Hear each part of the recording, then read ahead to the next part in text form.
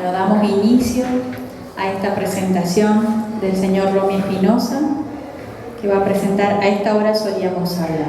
Lo acompaña Mariela Mioni, directora de colección Claroscuro. Bienvenidos y les cedo la palabra. Gracias por acompañarnos en esta tarde y en la presentación de este libro, uno más para la colección Claroscuros. Primero de todo, aunque la gran mayoría lo conoce, les voy a contar quién es Romy Espinosa, el autor de este libro, de estas casi crónicas correntinas. Es abogado, músico y escritor, nació en Montecaseros. Desde los 11 años reside en Curuzú, Guatiá. Fue director de Cultura de la Municipalidad de Curuzú en 1988 y presidente de la SADE, filial Curuzú, Guatiá. Publicó su primer libro de poemas, Si Preguntas, en editorial Colmena, en Santa Fe en 1983. Es autor y compositor de numerosas piezas musicales en el género chamamé canción. Editó su primer compact disc, A mi pueblo tranquilo, en el 2005. Es autor de la letra del himno a la Virgen del Pilar, patrona de Curuzú, Guatiá. Integró la primera antología de poesía de Corrientes con Gianni Zimmerman y Alejandro Maurinho. Integró también la antología montecasereña junto a Inés Arriba de Araujo en 1987. Publicó un libro de relatos y poemas llamado Cosas de mi pueblo, editado por Moglia en 2017, y las dos comparsas, Relatos de Esquila, también por Moglia, con el sello de Moglia, en 2023. Y en esta ocasión sale un libro de cuentos o de relatos en la colección Claroscuros. Yo escribí algunas líneas sobre este libro, sobre mis impresiones, por qué seleccioné estas historias para la colección. Cada vez que presentamos un nuevo título en la colección Claroscuros, siento que no estamos incorporando solamente un libro al catálogo de Moglia Ediciones. Estamos sumando una nueva manera de mirar el mundo. Y eso fue exactamente lo que ocurrió cuando terminé de leer A esta hora solíamos hablar. Hay manuscritos que uno disfruta, hay otros que uno admira, pero muy de vez en cuando aparece uno que permanece con nosotros mucho después de haber cerrado la última página. Un libro que vuelve mientras caminamos, mientras conversamos con alguien o mientras recordamos una escena que parecía mínima y termina revelándose enorme. Eso fue lo que me pasó con este libro. Y, por supuesto, eso fue lo que me decidió a que formara parte de Claroscuros. Confieso que Romy me adelantó un día en una feria del año pasado, en la Feria del Libro de Buenos Aires. Me dijo, tengo una serie de relatos, te los voy a pasar. Son parte de mi experiencia. Y yo dije, ¿será para Claroscuros?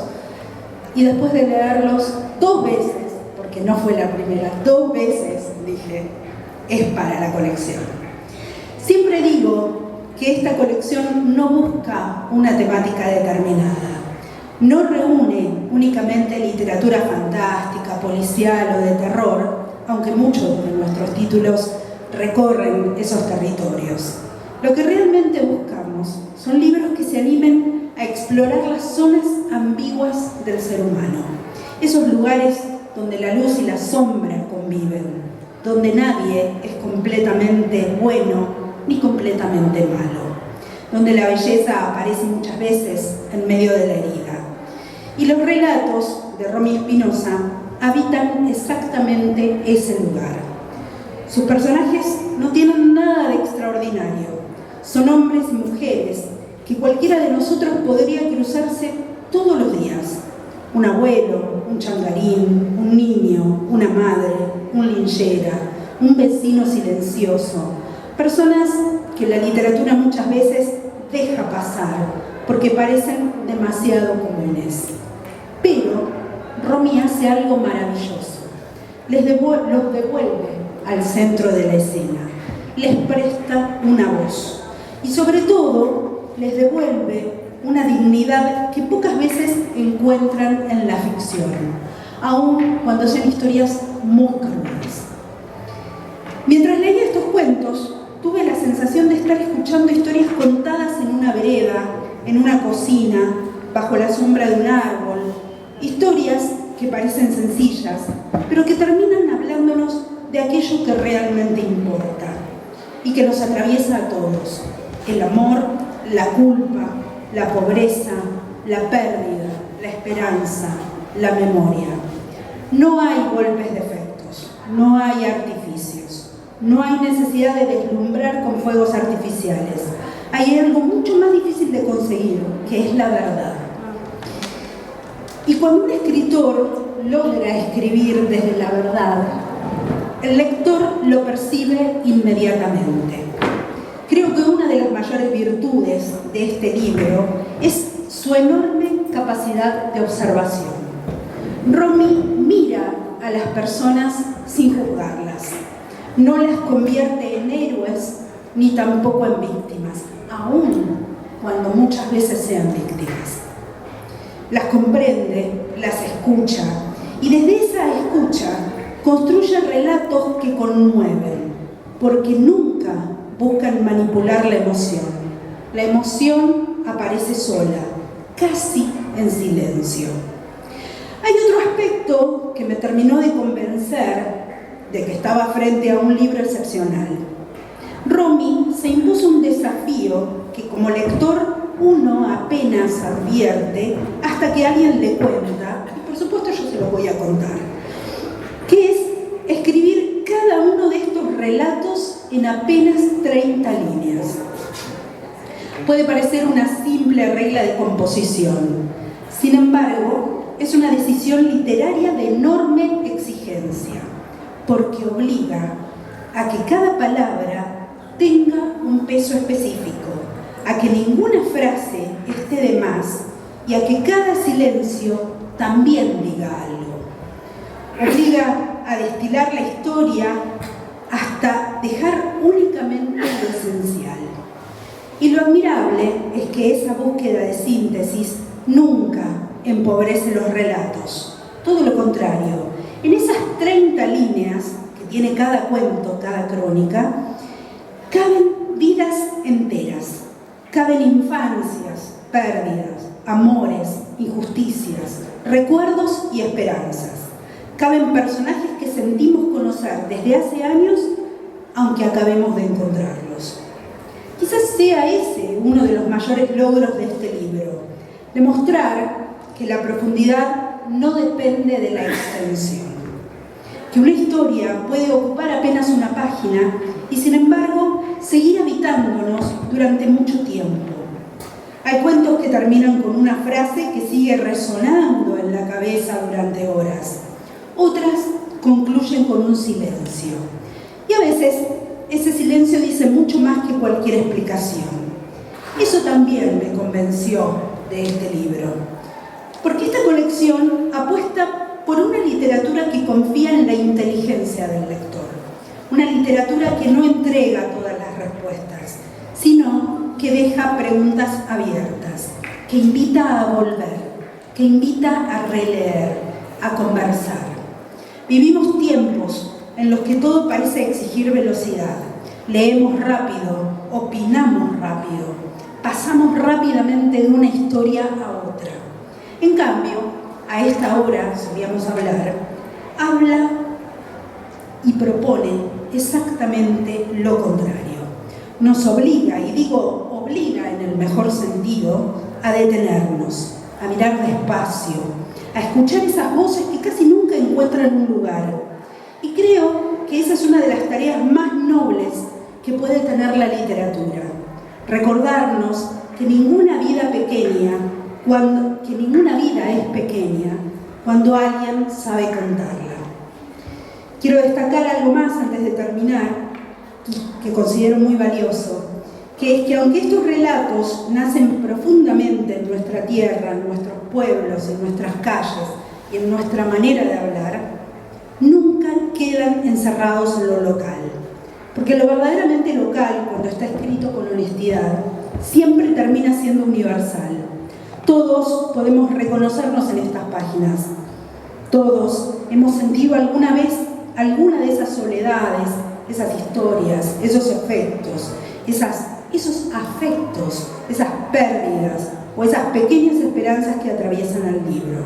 Por eso estoy convencida de que este volumen no solamente encontrará lectores en Corrientes, encontrará lectores aquí y allí, donde alguien siga creyendo que la literatura sirve para entender un poco mejor a los demás y también a uno mismo. Esto es A esta hora solíamos hablar. En Curuzú, ¿cómo es? Que contaba siempre Charles Brown, que cuando le fueron los hermanos Presutos, se fueron a darle los pésames por la muerte del padre, le vino uno de los Presutos y le agarró la mano así y le decía, bla, bla, bla, bla, bla, bla, viste que le decía, bueno, que es una lástima que todos no lo queríamos tanto, que se y después le toca al otro, uno lo está esperando ahí atrás, le toca al otro y el otro dice, ma. O sea que acá no me quedó más nada por decir. La dije todo.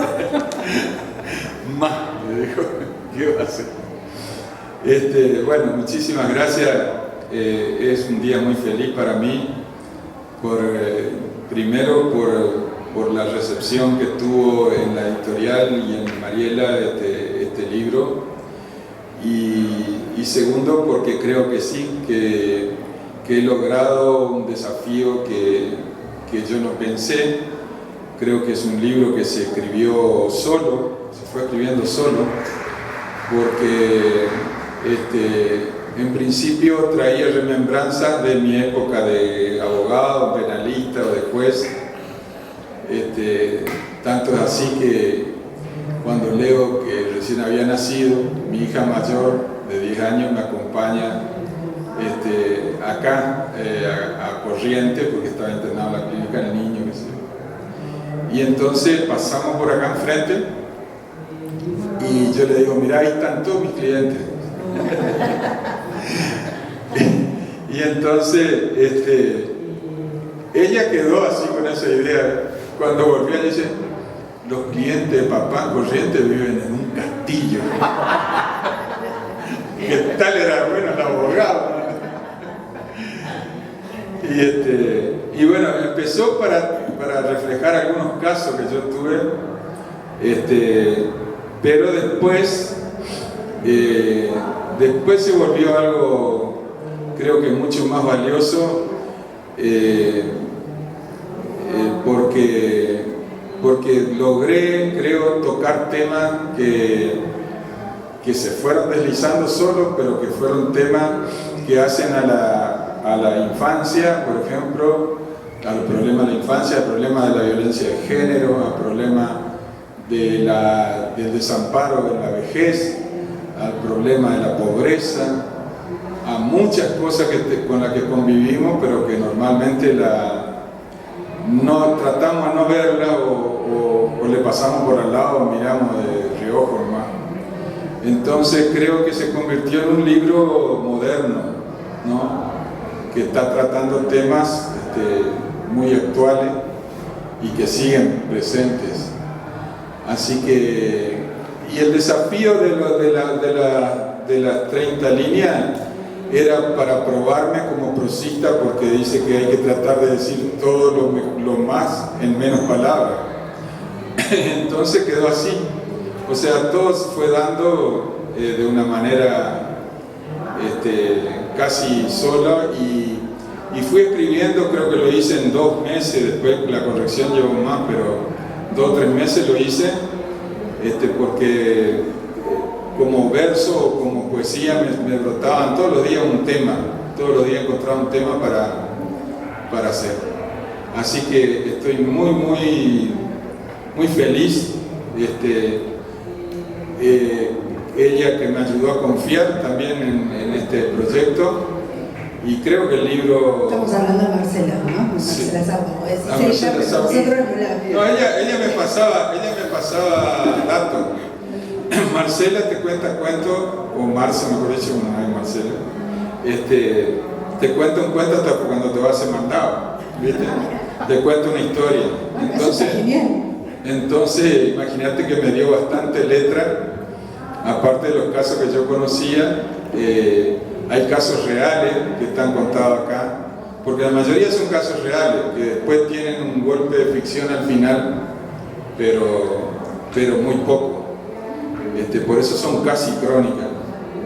Y bueno, qué sé yo, agradecerle a todos ustedes que están acá, esta hermosa noche aquí, de los amigos principalmente, que vinieron y que son lo mejor que tenemos en la vida. Así que, bueno. ¿Cuánto o cuál de estos personajes te marcaron más? Que vos digas, este es el que tiene que estar sí o sí. Contanos un poquito de eso, de un personaje de los que están incluidos en el libro que te marcaron. Como abogado, como juez, como vecino, Sí. como testigo. Hay muchos, sí, hay muchos. Hay uno principalmente que se llama El Pasillo, que es una historia propia de Marce y que creo que fue también un desencadenante de escribir sobre todo eso. Después también está Hoy me siento demasiado bien, que es la historia de mi amigo Chungui Galeano, que era, ¿cómo es? Y también la historia de Carbonero, el final de los dos, cuando hablo del desamparo, del final de una vida, que tantos sueños y proyectos tuvimos juntos, ¿no? Después hay otro cuento o relatos que realmente no esperaba hacerlo. Hay uno que se llama La mujer escrita, que es una chica real que está tatuada, tiene en tatuaje el nombre de cada uno que la violó. Es una chica de la calle, digamos, que con cierto grado de debilidad mental, y cada uno que le tatuaba el nombre, ¿no? Entonces yo invento una hermosa venganza en el cuento, de parte de ella, pero que esa chica existe, creo que está ahora inclusive creo que está acá en Corrientes ahora.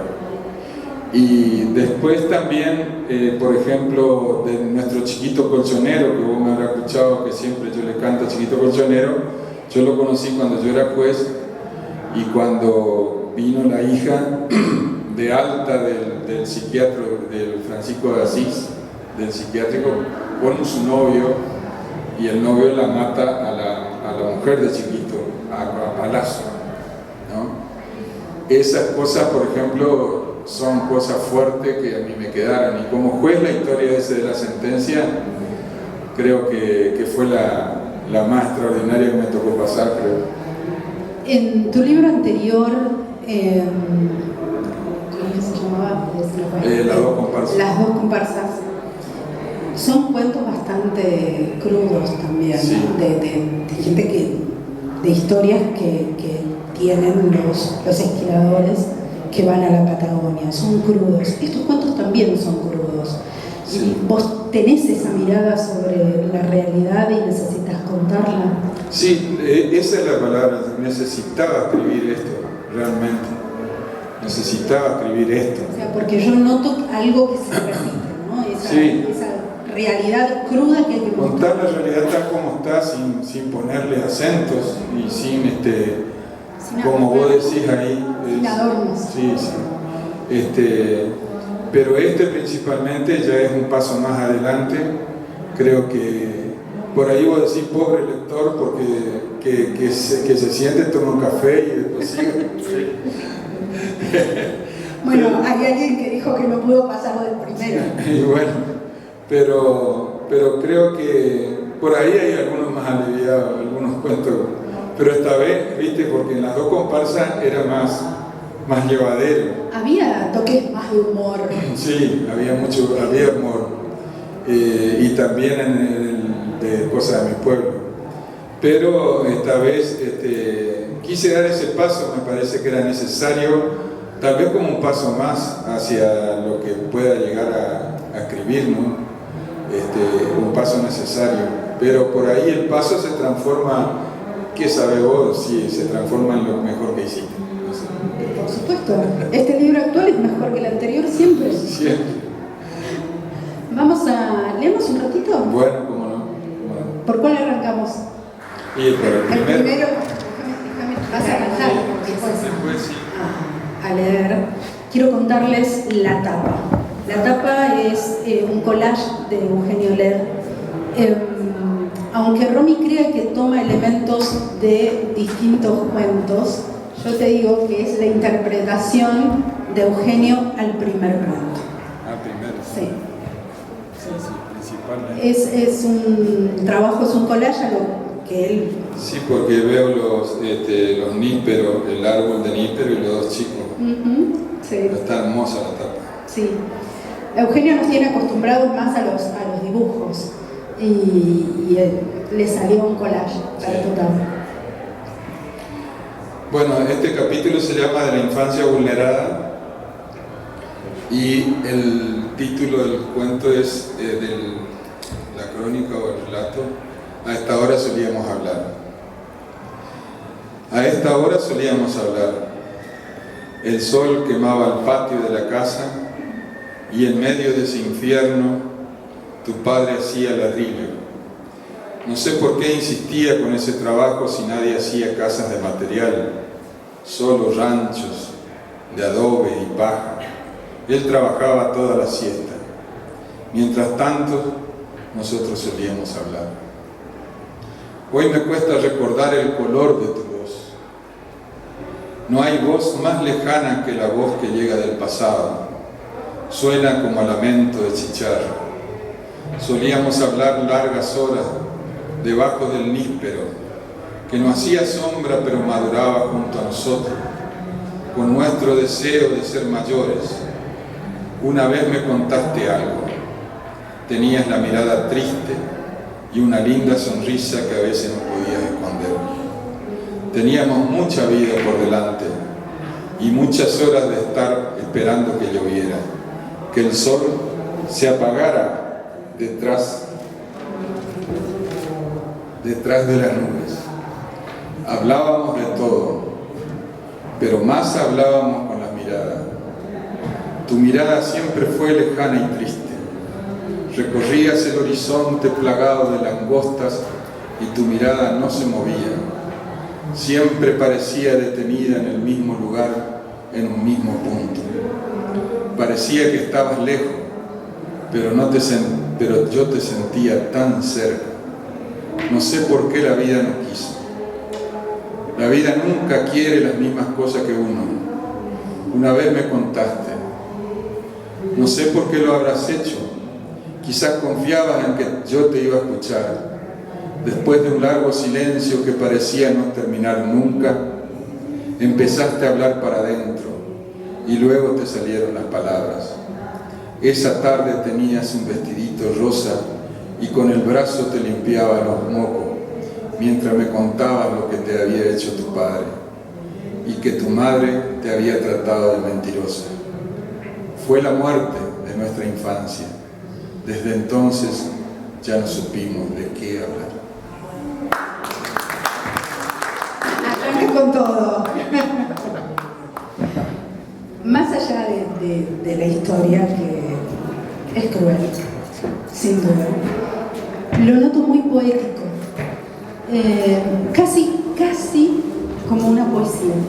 Casi, este primero sobre todo es casi como una poesía en prosa de oro, ¿no? Después me fui más a lo llano, más busqué esa forma de no poetizar tanto, porque había cosas sobre las que no se podía poetizar mucho, ¿viste? Pero esta conversación entre dos chicos que el hombre recuerda de grande ya, creo que sí, que está cargada de mucha nostalgia, de mucha poesía, de muchas cosas. Sí. Casi, en serio, yo decía, esto tranquilamente podría ser una poesía más que una crónica. Y bueno, así empezamos con la poesía. Bueno, dijimos que íbamos a leer un cuento e ibas a... uno y uno. Sí, no, y que ibas a tocar, que nos ibas a compartir unos temas musicales. Este está escrito para un cuento que se llama El Pasillo. Bueno, entonces, cántalo y después leemos el cuento. ¿Te parece? ¿Querés leer el cuento primero? Bueno, lo leo. Entonces, El pasillo. Evaristo y Sandalio eran vecinos. Vivían prestándose cosas. A Evaristo siempre le faltaba algo, pero como sabía que su vecino lo tenía, no se preocupaba por comprarlo. Evaristo tenía una hija que se llamaba Umbelinda. Le decían Linda. El sobrenombre le sentaba bien. Era una graciosa gurisa que andaba llenando de luz los lugares donde iba. De tardecita, la mandaban a pedir prestada la manguera a su vecino para regar las plantas. Sandalio vivía solo y se lo pasaba sentado en el patio. La entrada era un largo pasillo del cual Linda solo recuerda el piso de cemento y sus lágrimas. La manguera estaba en un galponcito y en su interior había una cama con muñecas. Él tenía que agacharse para entrar y a ella le parecía una casa enorme. Después de un tiempo, cuando su padre la llamaba para que fuera, Linda se encerraba en su pieza. Evaristo la trataba de haragana y se ponía furioso. Ella sabía que cuando su padre se ponía furioso, golpeaba a su madre brutalmente. Entonces, antes de que le pasara algo a ella, hacía caso. Más tarde, dejó de decir que no quería ir para evitarse la escena paterna que siempre terminaba en lo mismo. Linda se hizo mujer, se casó muy joven y se fue. Su padre falleció antes que su amigo. Recién entonces se animó a encarar a su abusador. Sus recuerdos eran borrosos, fragmentados, pero volvían siempre con cruel persistencia. El viejo estaba sentado en el patio. ¿Usted recuerda lo que me hacía cuando yo era chica?, le preguntó. Ahora me la va a pagar. El viejo no podía ni levantarse. La miró sin entender. ¿Vos quién sos? La hija de Evaristo. Mucho gusto. ¿Cómo anda tu padre? Ella guardó en su cartera el arma que empuñaba y se fue llorando.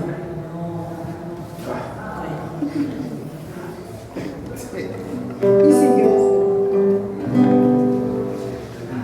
el miedo es un largo pasillo y al otro lado la sombra, una niña que lo enfrenta, aunque no pueda entender cómo entender a la vida, si ella cree que si es buena, igual debe ser la vida. Con ella, linda es como un sol, sin amarse,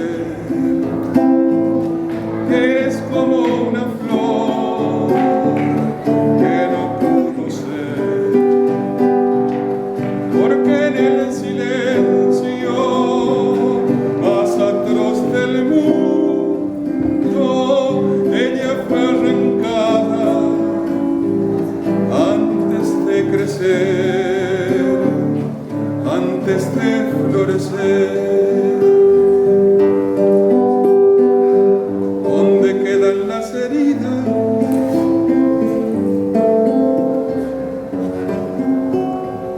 Que se embosan en el alma.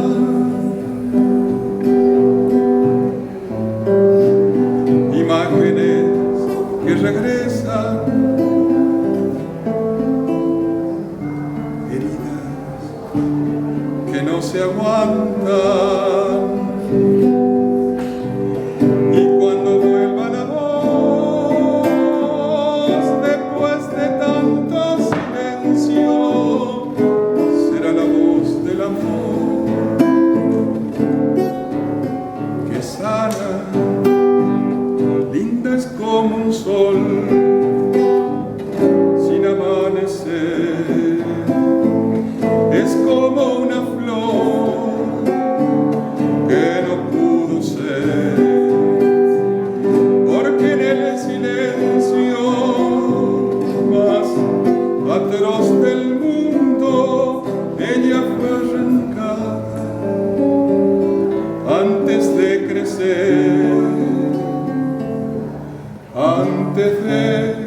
florecer.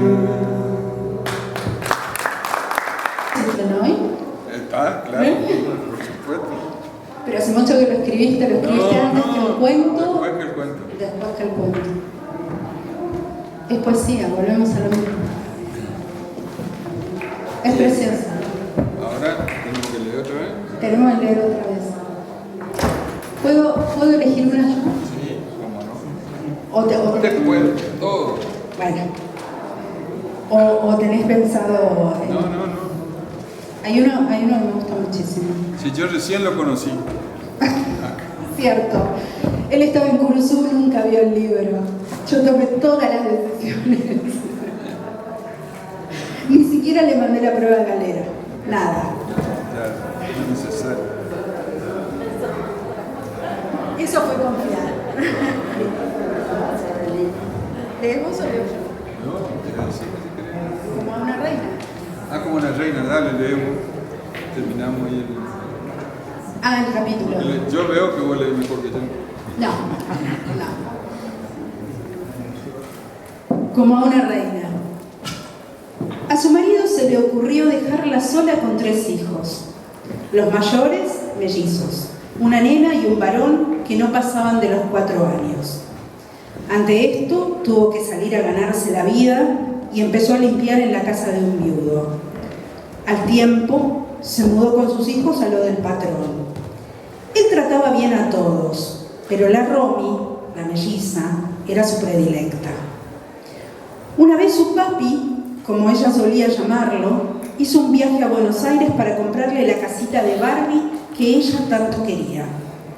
Otra vez, para su cumpleaños, le encargó una torta de Caperucita tan grande que tuvieron que apoyarla sobre 2 mesas.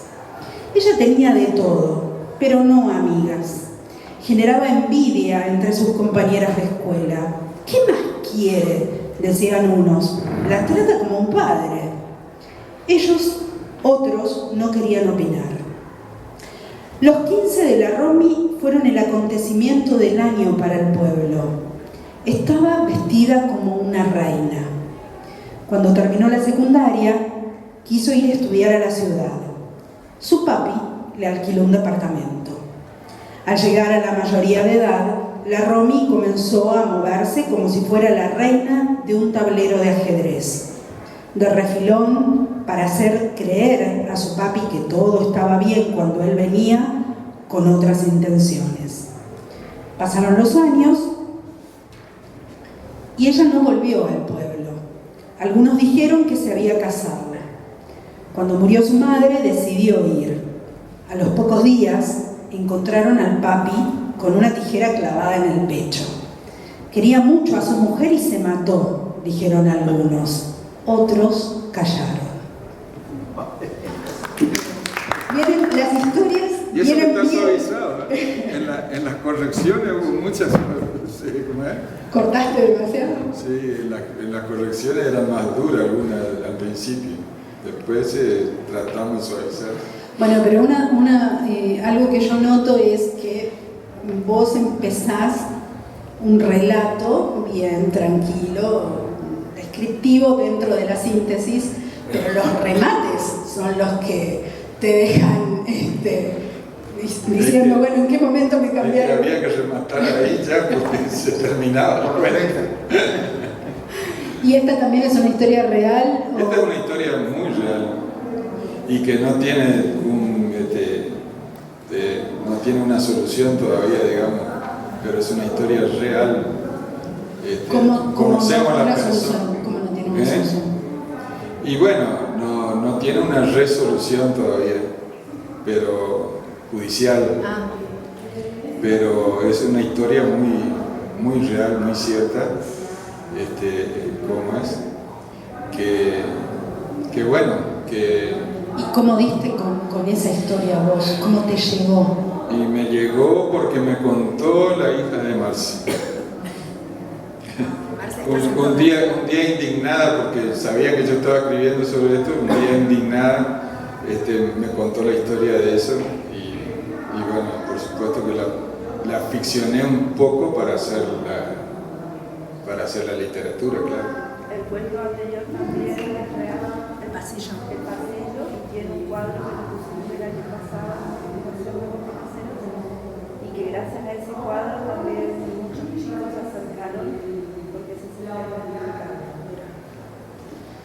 sí, digamos, de alguna forma hace hablar, crea conciencia sobre el abuso, ¿no? El abuso infantil. Sí. Creo que son más o menos parejos lo que le dedico. Ahora estuvimos viendo todo esto de abuso infantil, pero creo que es una de las peores cosas, ¿no? que tenemos, y que a veces, y que una de las cosas que están más escondidas, porque normalmente es intrafamiliar, claro. Intrafamiliar y muchas veces se tapa, y bueno, pero es un tema que no esperaba escribir, pero sin embargo ahí está. Vamos con otro porque ya nos están... Sí, ya vi que nos están haciendo señas como el penado 14. Acá yo vine muchas veces a visitar a mi cliente, así que tengo algo Acuérdate que... Sí, bueno, pero prefiero leerle porque ya la pantalla me conocen todo. Bueno.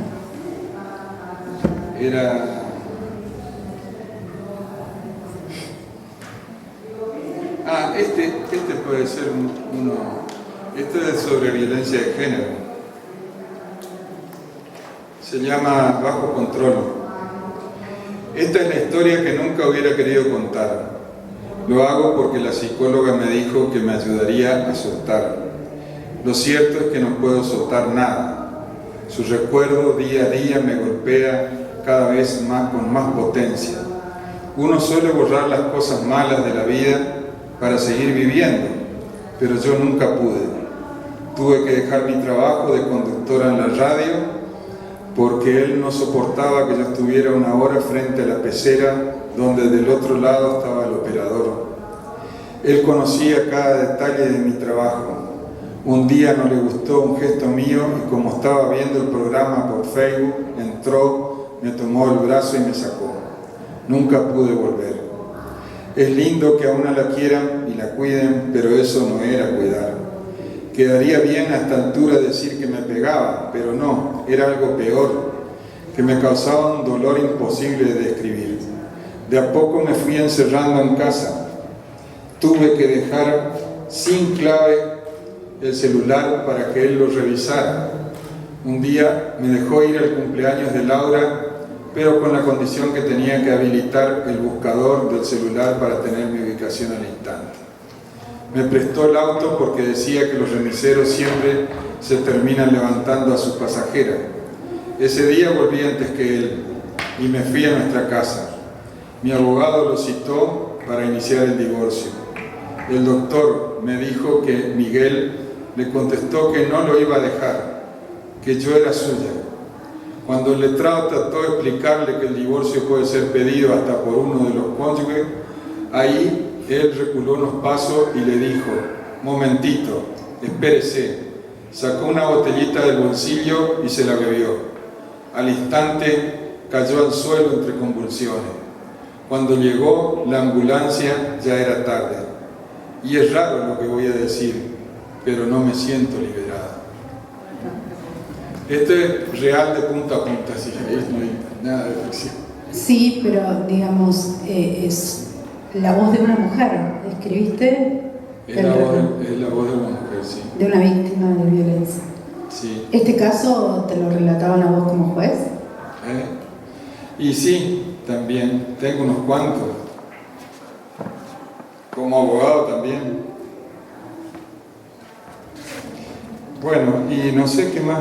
¿Les vamos a leer el último? Cerramos con alguno más. O leemos el de los dos que están sentados tomando mate. Eso está lindo, ¿no? Bueno, dale.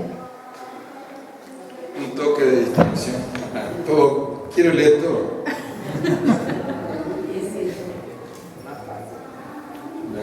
La sentencia. Sí. No, un toque de distinción no, porque ese ya sería el otro. Este que le quiero dejar una...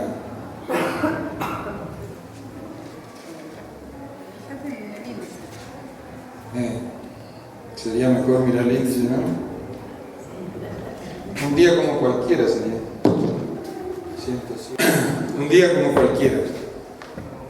Al atardecer sacaron las silletas a la vereda y se sentaron a cumplir con la rutinaria ceremonia de cada día. Ella le alcanzaba el mate a él sin mirarla. Lo recibe, ya sabe de memoria a qué altura se lo va a pasar. Y él, sin mirarla, lo recibe, ya sabe de memoria a qué altura se lo va a pasar. Mientras sigue mirando hacia la calle, lo pasa de mano para tomarlo. Hay mucha humedad y todavía algo de barro de la última lluvia. Casi no se habla, no tienen mucho que decirse. Él ya está jubilado con la mínima, los hijos se casaron y los nietos no vienen nunca. Hay que hacer toda una historia para juntarlos un domingo para almorzar. Los nietos a la hora de almorzar todavía duermen. Los hijos a su vez siempre tienen otros compromisos. Se reúnen con sus amigos o van a la carrera o algún otro evento. Hasta la casa de los otros suegros parece más atractiva que la casita en la Villa Belgrano que tanto sacrificio le costó levantar a Ismael. Le da el último chupón desganado a la bombilla hasta que suena. Es necesario que suene para saber que ha tomado todo. Liliana suele ponerle poca agua para que no se lave pronto y se termine más rápido. Estar bebiendo agua caliente no es el espíritu del mate. Ya está oscuro y echa más agua de la cuenta. Los palitos empiezan a bollar. Ella toma el mate y mueve rápidamente la bombilla como para acomodarla. Siguen sin hablarse. De lo único que se acordó él de preguntar es si había conseguido espirales. Y ella solo le dice que tendría que ir a lo de los chinos a buscar algo de pan. La cena sería un té con leche y unos trozos de mortadela. El día termina felizmente sin que se pongan a pensar si habrá futuro. Gracias. Yo les agradezco que nos hayan acompañado. Gracias por la paciencia. El libro está disponible en el stand de Moglia y vamos para allá, así que Romy va a estar firmando ejemplares ahí en el stand. Nunca podré olvidar, porque ella guarda todo el tesoro de mi bohemia y de mi soñar. Cuántos placeres, dichas y halagos de ti distante yo disfruté, mas nada de eso se ha comparado con la pureza de aquel ayer. Barrio Don Bosco, Villa Belgrano, barrio La Toca, Yaguar Rincón, tu bello centro y el centenario lo llevo adentro del corazón. ¿Quién se va a decir algo acá? ¿Mercedes? ¿No hay nadie acá? Hay nada, bueno, no, sí, vamos a respetarnos, vamos.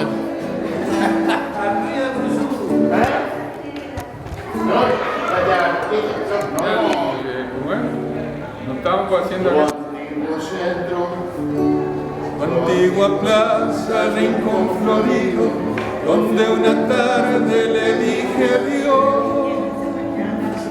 Aquella novia que con el tiempo de mi recuerdo no se apartó.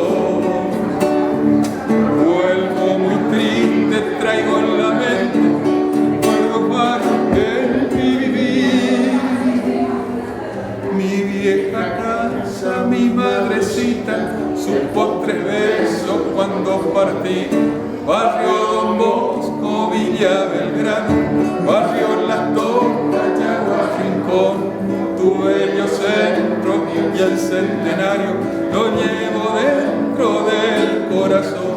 Barrio Don Bosco, Villa Belgrano, barrio Las Tocas, Yaguar Rincón, tu bello centro y el centenario